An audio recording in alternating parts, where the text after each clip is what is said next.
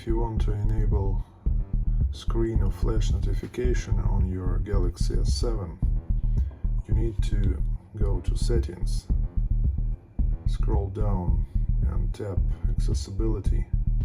Here you should select Hearing and dive into flash notifications. Here you can activate camera light and screen. This will make screen flash when you receive notification or incoming call or alarm sound.